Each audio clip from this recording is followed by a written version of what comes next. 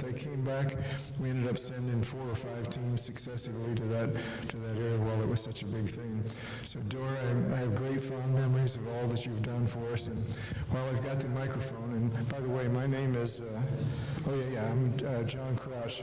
I sometimes have to, at my age, I have to kind of get a little look-see at my name tag. But I need to say one other thing, and that is one of the people here is Dr. Bill McCoy, and you need to know he was one of our very first residents, along with Vince Licata.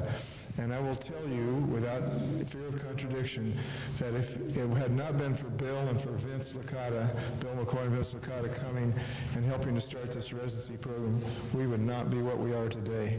They are the incredible beginnings of this whole program, and it was really amazing that they came and poured their life into this place for 5 years, because was it 5 or 4? 5 years? So they went through residency. And they stayed on as junior faculty for 2 years, and incredibly, the very first year after they were residents, Bill McCoy was named as the Teacher of the Year for the ORU School of Medicine. So you can see the kind of people that we were able to start with. So in any case, my job is to introduce our speaker today, and our speaker is Dr. Jeff Barrows and his dear wife, Kathy. Jan and I have known them for 20 years at least, maybe more than that. We've kind of gotten to know each other through CMDA, Christian Medical Dental Association, for many years. And Jeff was one of the people that came on to what was at that time called the COIMEA, which is the Commission on International Medical Education Affairs, which is an unwieldy name, and they've now changed it to MEI, Medical Education International. And so Jeff came onto that. I had been a commission member there and then moved on to some other things. But Jeff came in and became part of that COIMEA and then became MEI. And he was eventually running the MEI. But along the way, he kind of also did a couple of other things. He got a master's degree in ethics from Trinity University up in Chicago, and he subsequently has the wonderful title that he's been the Senior Vice President of Bioethics and Public Policy for CMDA, and has been doing that for a number of years now. Jeff has been here once before, about 10 years ago? 13 years ago, and he was a speaker here, and he's speaking at that time a little bit on the subject I think he's talking about today. So you need to know that when he finished, let me tell you a little bit more about him, and then I'll give him the microphone so I don't take up all of his time. But in any case, Jeff, whenever he finished his residency program, he and Kathy elected, and I don't know if they know that I knew this, but I found out about it. He and Kathy elected to continue their lifestyle at about the same level they had as a resident, so that they could kind of accumulate enough money so that God could call them into ministry full-time after that. So they really have made an incredible commitment to kind of doing these things for a long time. And so he's done all these different things.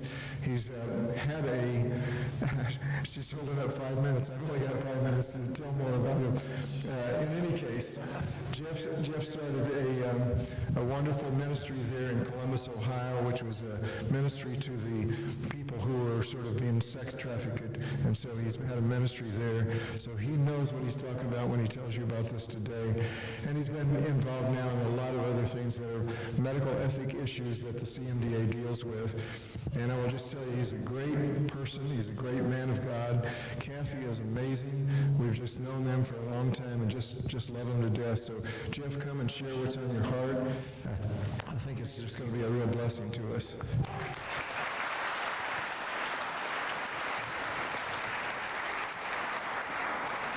Thank you, John. I want to start by saying how much of an honor it is for both Kathy and I to be back with you again. This is an amazing ministry, and I just got reminded of that this morning, hearing all that you're doing around the world. So it's delightful to be with you. And I do want to say we're going to cover a heavy topic here, but one that is necessary because all of you will encounter victims of trafficking in your practice. I can say that without any reservation. You'll likely miss Several of them. I missed one that I can remember back when I was practicing in rural Ohio as an OBGYN. I didn't know anything about trafficking at that time, so even though it's heavy and there's some parts of it that really are quite sad, opposite of the wonderful worship time that we had earlier this morning, but a very important topic to learn about. So I want to dive in. My goal, I could speak about this for about 8 to 6 hours, but that would bore you to death, various aspects of it. But I want to give you an introduction and just give you enough information so that you want to learn more. And before I forget, because I'm getting old enough that I forget a lot, there are 12 different educational modules on our CMDA website. They're all certified for CME, and I guarantee that if you go through all 12 of those, you will be an expert in human trafficking healthcare. So this is an introduction just to whet your appetite and give you a few of the things that you need to be thinking about, to learn some indicators, describe some barriers in healthcare, why these people don't come forward, and also to talk about the importance of developing a response protocol. So I think it's important to begin with the question, what is human trafficking? I'm going to answer this question in 3 different ways. I'm going to answer first by giving you a real example of human trafficking. I've actually talked about this a number of times. Then the second thing I'm going to do is give you what I call an everyday definition, and then I'm going to give you the legal definition of human trafficking. Now, this is a true story.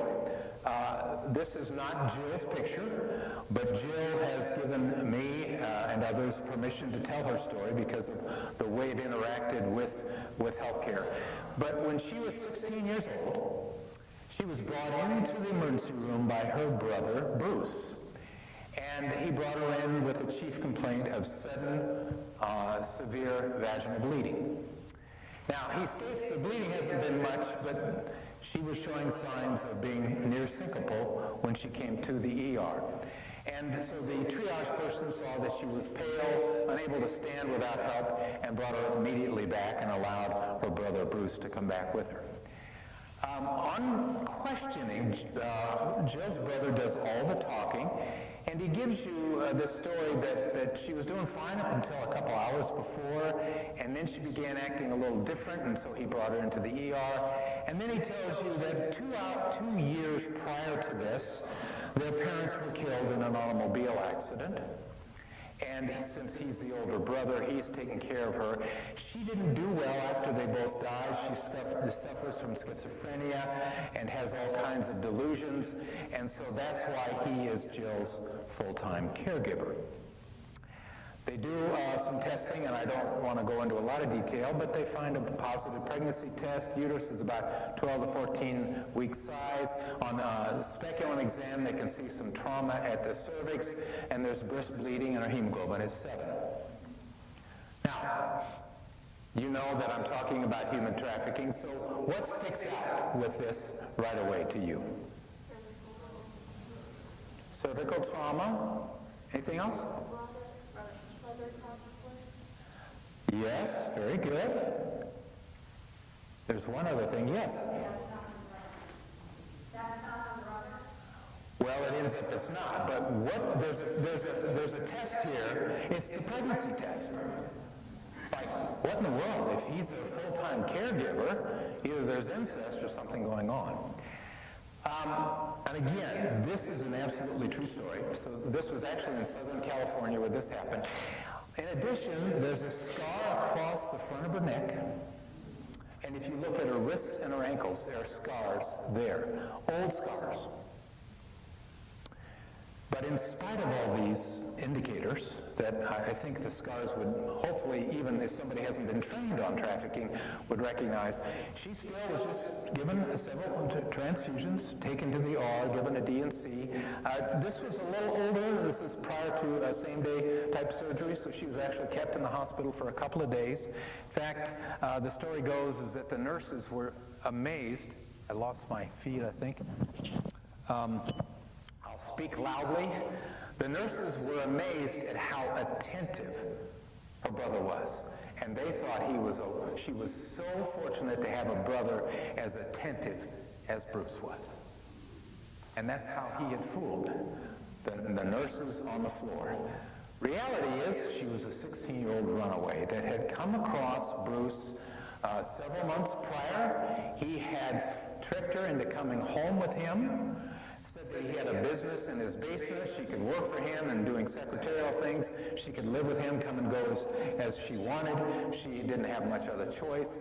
And he began prostituting her out as soon as he got her into her home. She eventually became pregnant, of course, and he attempted to do an abortion, ran into trouble because he had no health care background, and that's when he brought her into the ER. So she was sent home from the hospital and only found later when police raided Bruce's apartment, found her tied up and naked in a closet, half out of her mind because of all the trauma she'd gone through. So, completely missed by health care. That's sex trafficking. So, she was not yet 18 years old. Here's what I call the everyday definition. Human trafficking is whenever one person exploits another for personal or financial gain. It's a little easier to remember. It's a little broader. And when I say personal or financial gain, I'm thinking of domestic servants. A lot of times people are trafficked into this country and made into domestic slaves, so they're not gaining any money, they're gaining the personal benefit of having that person. So let's talk about then the legal definition, which is derived from what's known as the Trafficking Victims Protection Act. It was passed in 2000, so prior to 2000 we had no federal legislation whatsoever that dealt with this issue. And in 2000, finally, Congress came and woke up to it and developed this definition. And the way that Congress would define a criminal activity is to define what it takes to prosecute somebody for that activity. So rather than just stating this is criminal activity, they have to really lay out, in order to prosecute somebody, you have to have this, this, and this. And there are three things. A prosecutor had to prove one of these actions: recruiting, harboring, transporting, providing, or obtaining. And then secondly, they had to prove that they used these things through force, fraud, or coercion. And the reason for that is, for instance, in prostitution, the prosecutor had to show that they overcame the consent of the woman. Otherwise, the trafficker could say, well, she's doing it on her own. She wants to do this. I'm just helping her out in prostitution. So the prosecutor has to show that there was somehow coercion with threats, force through beatings, or fraud in some way involved. And then the final thing is to put them into either some form of sexual exploitation or labor exploitation. Okay? So, three elements: an action, a means through force, fraud, or coercion, and the purpose of then exploitation. And that, if a prosecutor can prove that against somebody, they are guilty of human trafficking. Now, there's one exception to this law, and I'm so thankful that Congress did this, because they began to recognize, wait a minute, do we think that a 15-year-old girl can give consent to commercial sex? And the answer is correctly no. So there's no need to prove force, fraud, or coercion like in the case of Jill. You find somebody that is involved in sexual exploitation under the age of 18, they are automatically a victim of sex trafficking. So that's the main exception to the law. And by the way, I guess I can't back up. Yes, I can.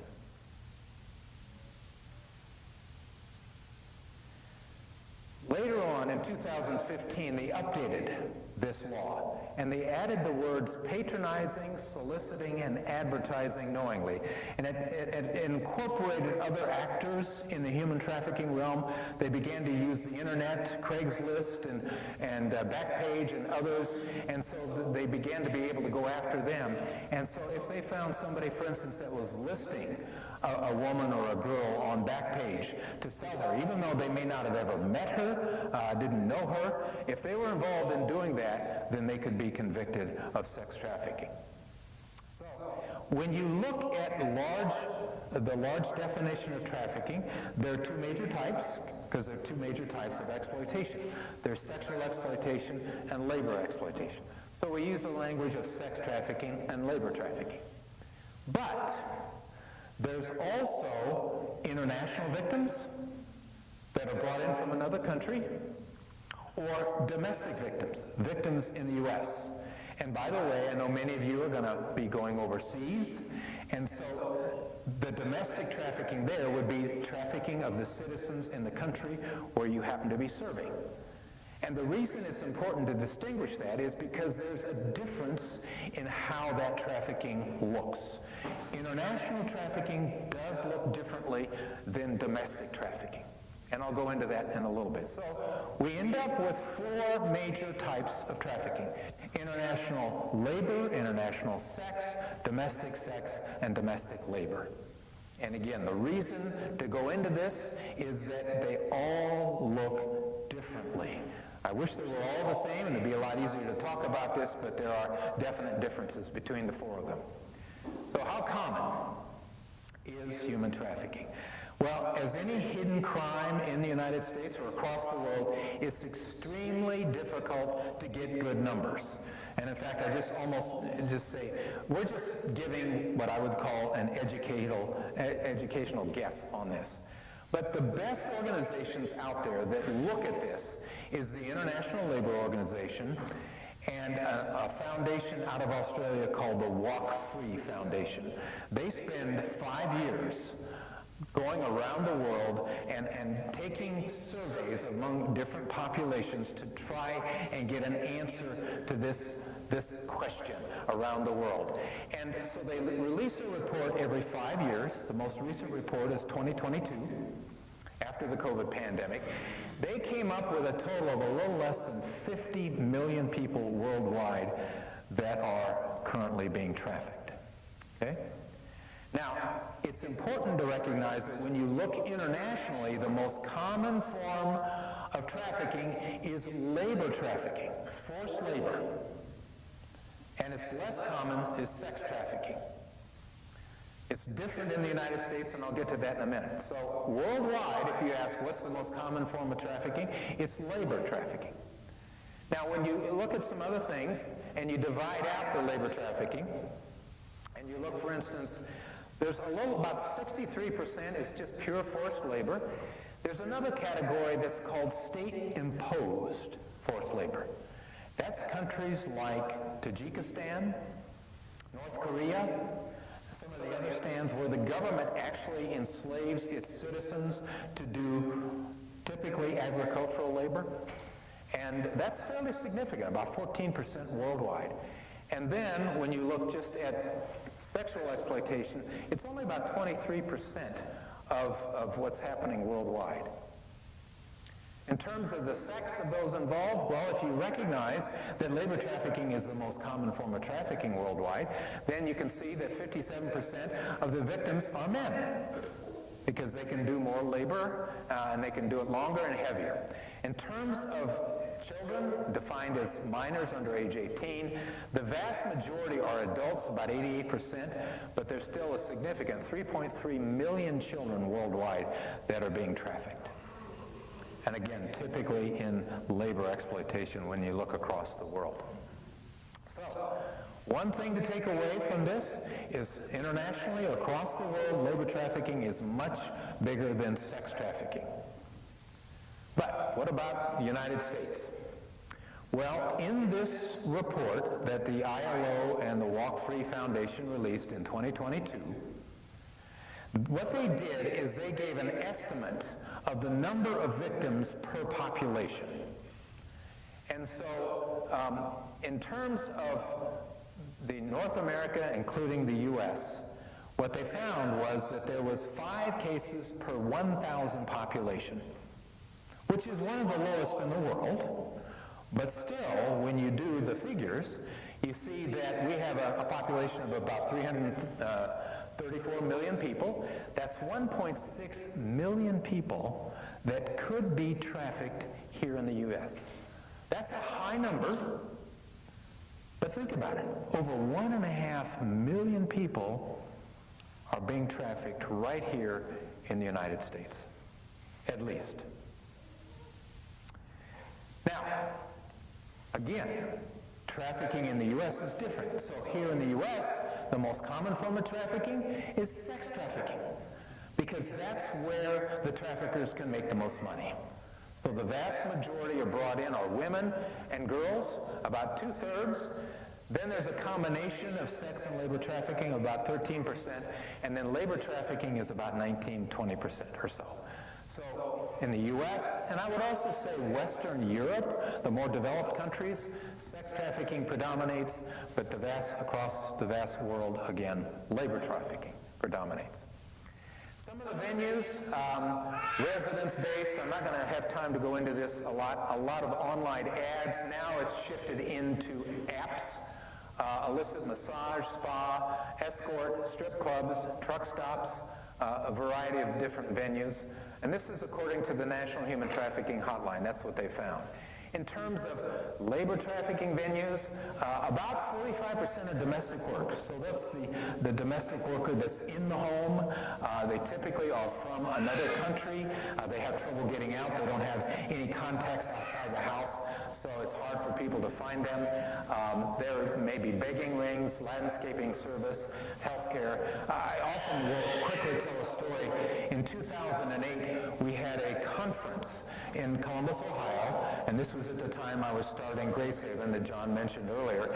And so it was a joint conference between our group at Grace Haven and the local collaborative in Columbus, Ohio to fight human trafficking. And we put on this all-day affair at a hotel down in downtown Columbus. And, we were talking about all the trafficking all around us and how common it was. 2 years later, the police came out and there were women being trafficked in that very hotel. Right above us, we were on the bottom floor, right above us, while we were giving our talks. So you just never know. This is a picture from the National Human Trafficking Center of reports of trafficking all around the country. This is from a couple of years ago. They stopped producing this picture. I really like it because it gives such a visual, the high population areas around the country, but even across rural Montana, rural Kansas, Wyoming, there is trafficking. And so you never know where you can find it. So, when you look again at the United States, of the 4 types of trafficking, international sex labor, domestic sex and labor, again, the most common form of trafficking is domestic sex trafficking. In other words, women and girls who were born here in the United States who get caught up into prostitution. And my whole view of prostitution has changed since I've been in this field studying it for the last, starting in 2005. I don't like the term prostitute. I'd rather use the term prostituted woman or prostituted girl. And, I just often tell audiences, what 12-year-old girl looks in the mirror and says, you know what, when I grow up, I want to be a prostitute. No girl ever does that. So how do they end up in prostitution? And there are lots of different ways. So, domestic sex trafficking, the most common here in the United States. Now, we've divided it out from adult to minor, in part because of the Trafficking Victims Protection Act. Again, the lack of any need to show force, fraud, and coercion to prove that they are a victim of trafficking. And so, a lot of different terms. The oldest term is commercial sexual exploitation of children. Domestic minor sex trafficking is a little bit more technical. I like the term child sex trafficking. It just really gets to the issue, and it's a separate entity unto itself. There are some other types I don't have time to talk about today. organ trafficking, where you move people into the United States to harvest their organs, kidneys, cornea, whatever you can. Of course, they die in the process. Forced peddling and begging, and drug mules, which is taking drugs across the border. So, a lot of times, people get confused between human smuggling and human trafficking.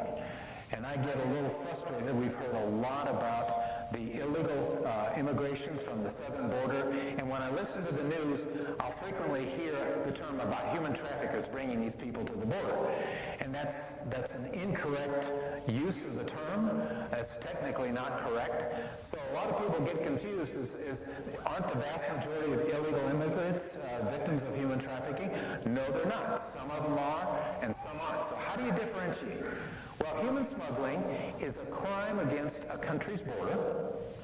It involves a legal crossing of the border, and once the border is crossed, this is the key, then that person can do whatever they want. They are free to go. Versus human trafficking is a crime against a person, an individual. It may or may involve a legal or illegal crossing of the border. So in other words, some victims are brought in legally.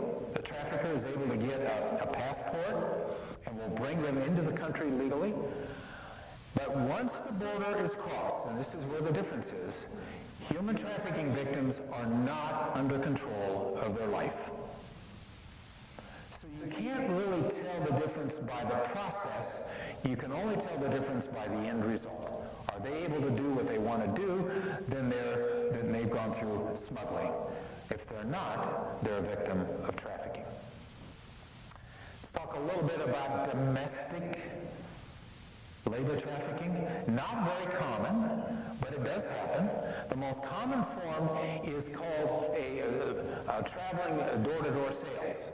And what the traffickers have done is they will typically find people that are in high school and college here in the States. Again, we're talking about the U.S. citizens, people born in the States.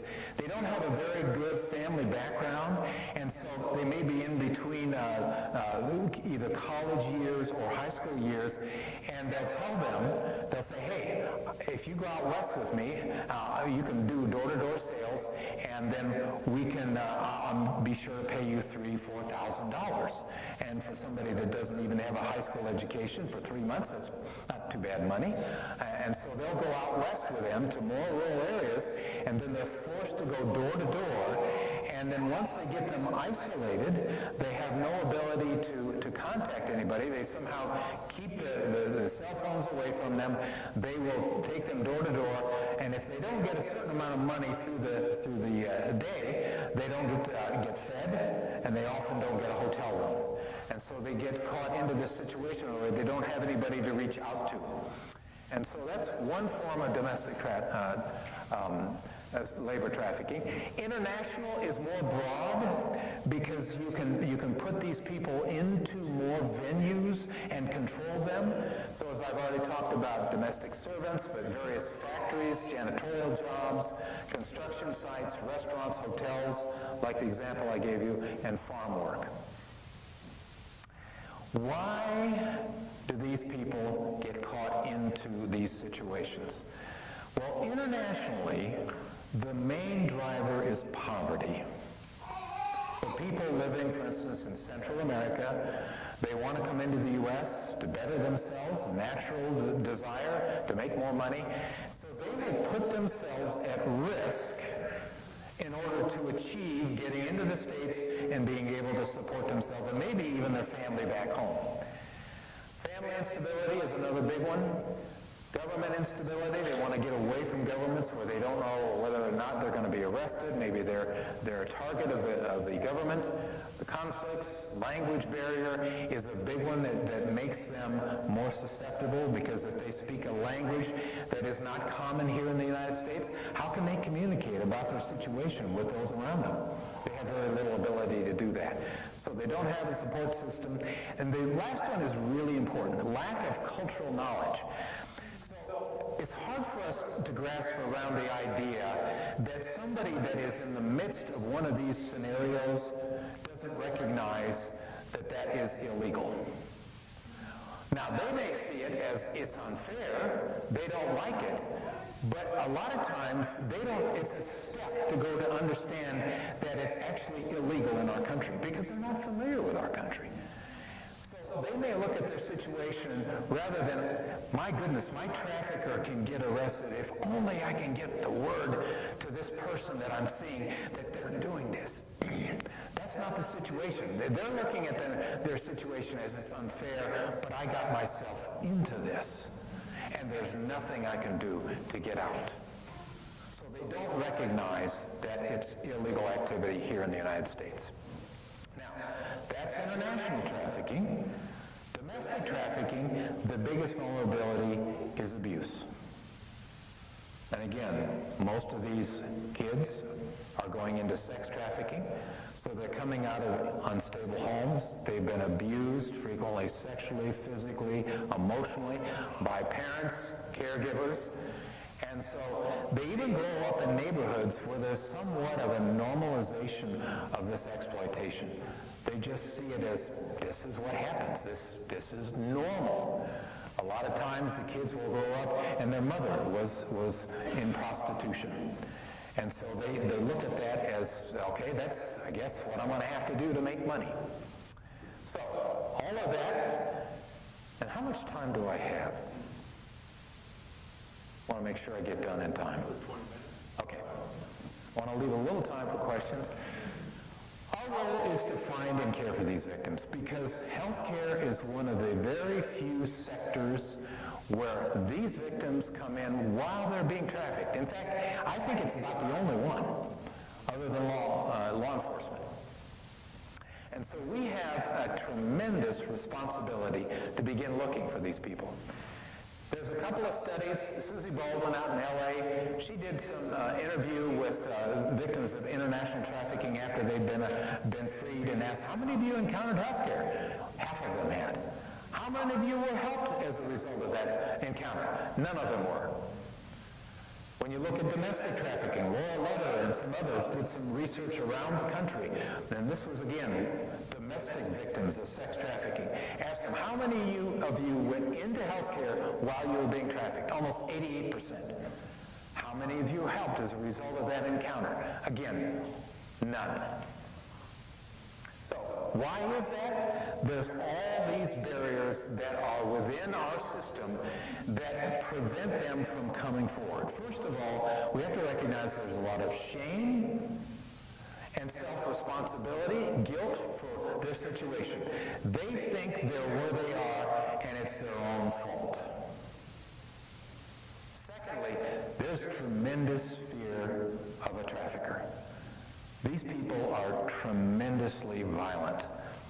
One of the girls that I had out at Grace Haven, who was trafficked when she was 14, she told the story of going into the hospital and seeing an orthodontist because her jaw was fractured. And he even asked her. He said, well, she said, I fell, but I said, well, how was your jaw fractured? And he said, my trafficker hit me. I said, he hit you one time and you broke your jaw? He said, no, he was using brass knuckles.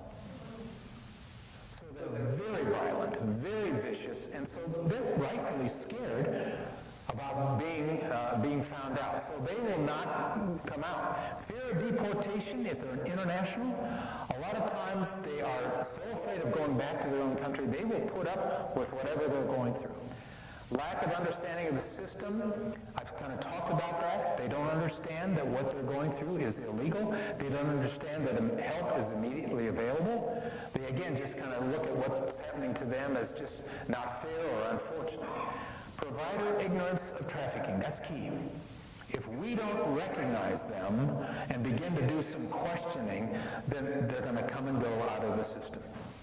Emotional trauma bonding, also known as the Stockholm Syndrome. Don't have time to go into that, but a lot of these victims get emotionally bonded to their trafficker, and they don't want to leave right away, or they're very hesitant to leave. They don't identify as victims again. They just think I'm in an unfortunate life. And then we have our bias as healthcare professionals. especially if we're dealing with somebody that may or may not have been in prostitution. We kind of look at that a little differently. So these are all barriers that keep us as healthcare professionals from finding these victims. So there are three categories of indicators. Indicators of control, strange red flags, and then physical indicators. Now, this is just like Bruce. Somebody else controls the conversation.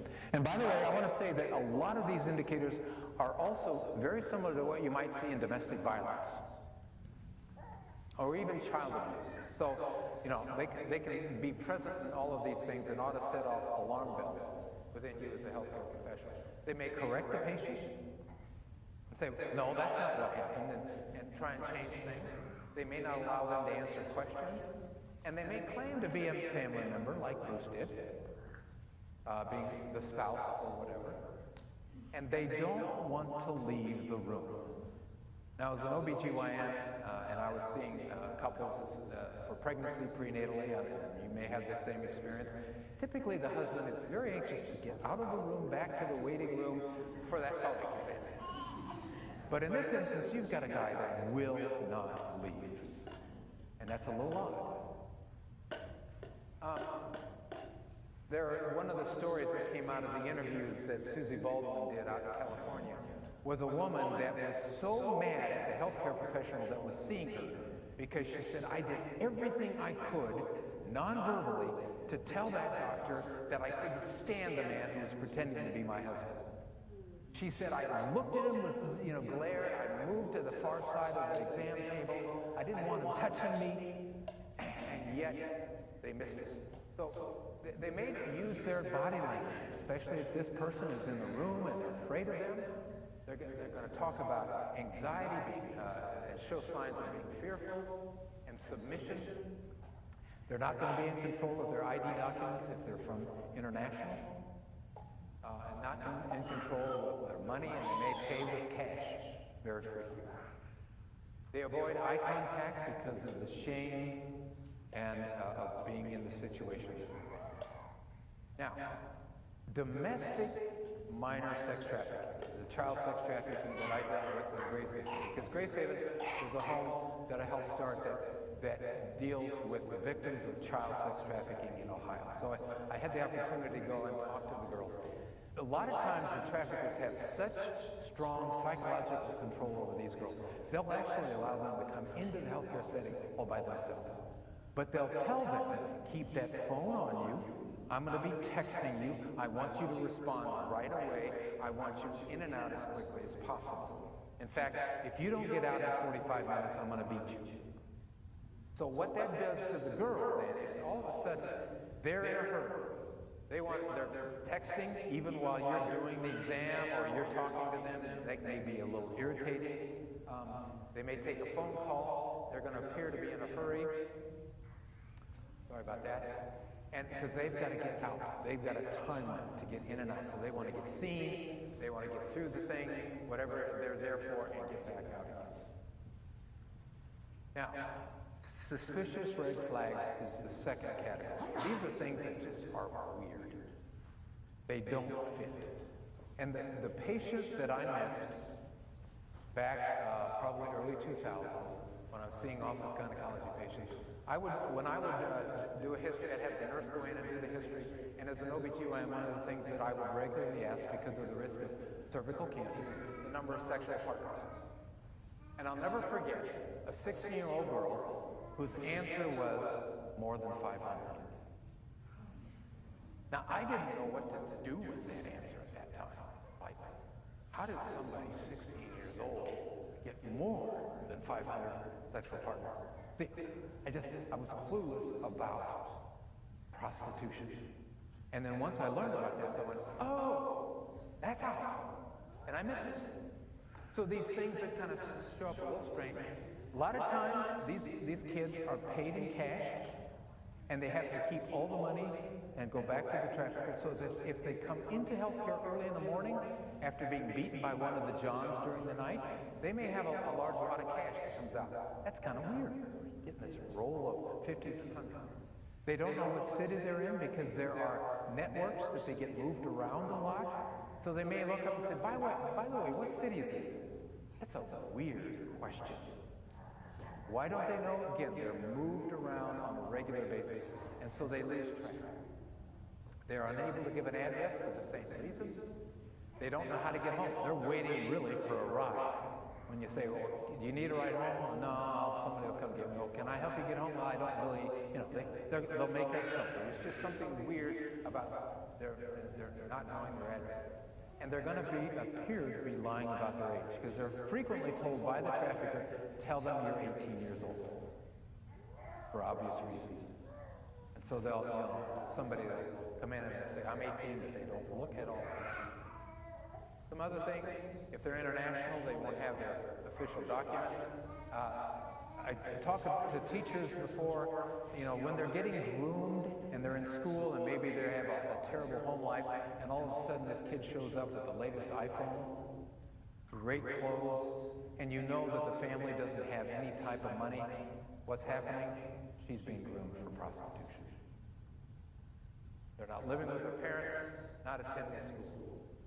They're going to be very poor historians. This will be frustrating to us, because a lot of times they have been traumatized, so they're giving the story about their particular injury, but they're so traumatized they can't do a very good job. They're not going to know about the timeline.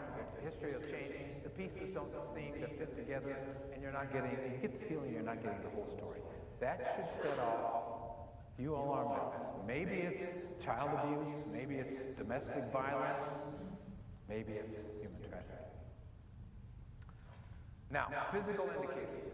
Internationally, they're going to be sleep deprived, they're going to have psychological stress, PTSD, a lot of times dental trauma, lack of immunization if they came into the country illegally, somatic complaints because of all the stress, multiple STIs, maybe even signs of sexual trauma, unusual infections, TB, because they've haven't been taken care of, come in from developing countries, physical trauma such as burns, and malnutrition. That picture should hopefully set off some alarm bells. In terms of domestic, a little different. Again, PTSD, dental trauma, weight loss, but not the unusual infections. You typically will have the immunizations. The other thing I talked about, including multiple STIs, HIV, abnormal PAPs, frequent need for pregnancy tests, and then tattoos. I think I have some pictures here. Domestic traffickers love to tattoo their victims. It's a form of branding, and it's part of their pride, their arrogance. And so, daddy's little bitch there, they're frequently told by the girls to call them daddy. It's a psychological control mechanism. One even says property of, and you can see this barcode that one of the traffickers came up with. They'll kind of flaunt this. This girl is my property, as a way of controlling. So we can see these tattoos when they come in. I want to get through a little bit quicker. There is a screening tool available. Virginia Greenbaum, who's down at Atlanta Children's, that you can screen for child sex trafficking. Very quick questions. Previous history of drug and alcohol use. Have they ever run away from home? Have they ever been involved with law enforcement? Have they ever had a broken bone, STI, or more than 5 sexual partners? If they answer yes to 2 of these, they have a high risk of being a victim of sex trafficking. So, what should you do if you are in your clinic or in your hospital and you see a patient in the ER that you think may be a victim of trafficking? I think the most critical thing, and this is one of the things I want you to take away from my talk today, is you have to prepare in advance. I really don't, especially in a hospital setting, I think you can do more harm than good if you're not properly prepared. Because again, what's going to happen if you're unsuccessful getting that victim away from the trafficker, and the trafficker learns that you figured things out? The victim is going to get beaten. And so until you've made advanced preparations ahead of time, here's my recommendation. You take care of the healthcare problem, you get as much demographic information as you can, have somebody go out and get the license plate of the vehicle, and when they leave, report them to a law enforcement official who understands and has been trained on trafficking. That's another issue in and of itself. Because you might think, well, every police officer or whatever has been trained on trafficking. No, not everyone has. They don't necessarily have the understanding of what trafficking is. So you have to do it that way. This is a toolkit that I have developed back in 2017, 2018, along with Heal Trafficking. It's about 50 pages long, and it takes you through every single step of what's necessary in a good, healthy response protocol. And I would tell you that it would take about 3 to 6 months for a hospital to go through this. You can download this as a PDF from the internet. You just go to Heal Trafficking and put in a protocol toolkit. They'll ask for your email address simply to keep track of who you are, and then you can download the PDF. And number one, I know you're at St. John's now. It'd be great to see St. John's develop a response protocol on what to do when you encounter a victim of trafficking. It's not if, it's when. And then same with your clinics as well. So, I've already talked about that. I do want to mention our commission at CMDA. We do have a commission, and they're part of who's developed the educational modules. And to get to those, you can go to, I think I have, this is the website. And you've got the PDF or the PowerPoint, so you can maybe have a PDF made of the PowerPoint if you want it, and ask them. I'm sure they'll let it out to you. So I think that's all I have. I want to leave a little time for questions. It's 11:22. I went through things really quick. Sorry. Yes. So, in your experience, or from the data that you've seen, do people who are being trafficked, do they normally show up in the ER or in a clinic, or is it kind of evenly? It's a little more common to be seen in an ER, but it's not just limited to ERs. It's clinics, and so I was talking to someone earlier at breakfast. It all depends. If a trafficker is working out of a large city and they've got a large number of girls, they'll typically try and find a clinic where they feel safe taking their girls in. And they may even pay money under the counter to a healthcare professional there that's in control. But I also want to say dentists can see these kids, because if they get all the front teeth knocked out, the trafficker recognizes this girl is not going to be as sellable to John's, and so they want to try and get that fixed, depending on how much money it takes. So it could be in any setting, but most common ERs. Yes, sir. You're talking about trafficking, and you made a distinction between minors and adults. And with minors, it's easier to do mandatory reporters, so we can do that. Is there any legal protection for breaking HIPAA confidentiality for being ignorant or trafficked? Good question. And I guess this is being live streamed. So the question was, is there any danger of HIPAA violation if you report a victim of trafficking? We wrestled with that even as we put together that protocol. We had multiple interactions with HHS, which is the organization, the government department in charge of enforcing HIPAA violations. And we could never get them to give us a clear answer. The only thing, which I guess is not surprising, is a government agency, but they did point out that if there is evidence of clear danger to that patient, immediate danger, like in domestic violence and others, that they're not going to press charges. But the problem is, so I guess when we're doing it with it's suspicion of it. Yeah. But it's not like the obvious ones are the obvious ones. So the suspicion ones are the ones where like and that's what we're talking about. We want to be able to catch more, and that's when we're the little suspicions, like this person had a lot of money, was that enough? This person had. So that's kind of where I was. Yeah, and it really gets into the protocol. So one of the first steps of the protocol is to separate the trafficker from the patient. And if you can't, then there's one way to go, and you do one thing. But if you can, and you say, well, we're going to do an X-ray, or we got to get a urine analysis, and whatever, and you finally get them away, then if you can get the patient to admit they need help, then you satisfy them. If you can't, and you have to let that couple, trafficker and potential victim go, then what you can do is report non-identifiable information like the license plate. You don't have to give them the age of the patient. I think you're all right if you just talk about the name only without anything else. I could be wrong with that. You could just simply say that you had a patient come in and you know the license plate of the vehicle that took them back home. So there are ways you can get around it without releasing that personal identifiable information. But it makes it more difficult. I wish HHS would be open. Yes? So if we have patients that we're concerned about, you recommended that we call law enforcement. But do we call and ask, hey, do you have people who are trained in sex trafficking? I think I have someone who's in concern for that, versus someone who's not trained in it and may make a situation more dangerous. Like how do we go along asking for specifically trained? Yeah, the question is, how do you connect, in essence, with a trained law enforcement official? And that's where advanced preparation is so critical.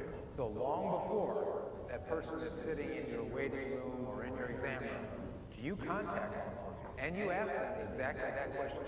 Do you have anybody specifically trained on human trafficking? If it's a larger city, typically they will, and then you want the name and the number of that individual, and then you talk to that individual, and you say, all right, what do you want us to do when we have a 15-year-old girl that we think is a victim of trafficking? So in my city of Columbus, when I first started in this in 2005, we didn't have anybody in the city of Columbus. I'll never forget, I was in the back of a police car with the vice detective. And it's kind of funny because here I am as an OBGYN, and this guy's been on the job for 15, 20 years. And he says, we don't have any of this child prostitution around the city. And I'm thinking, okay, he doesn't know what he's talking about. But is he going to believe an OBGYN? And of course not. And I knew right away we would have to wait until he retired and somebody young came in. And sure enough, about 2 years later, he did. We got a young detective. He was so on fire. He started learning about this from the FBI. And he said to me, Jeff, you have any clue? I don't care day or night if I'm on call or if I'm off call. You call me at this number and I'll call you. So that's key to connect. I know I've got 1 or 2 minutes left. So, yes, sir.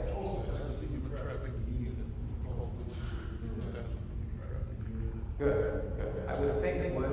So you want to connect specifically with the person to get the answers to those questions. What you want them. His name is Jason Max, I believe. Oh, okay. Yeah, I know him. I mean, I know his wife also is excellent. Yeah. They have a human trafficking nonprofit, I believe, also. They are compliant. So Jason is a law enforcement official? Yeah. Good. Yeah, you may want to spread that word around and get information to the hospital on him and see. A lot of times they'll come and speak in the hospital. And He also gave a talk in Victory a couple of weeks ago. Yeah. So you can have police supervision. Well, I guess my time's up, so hopefully you gained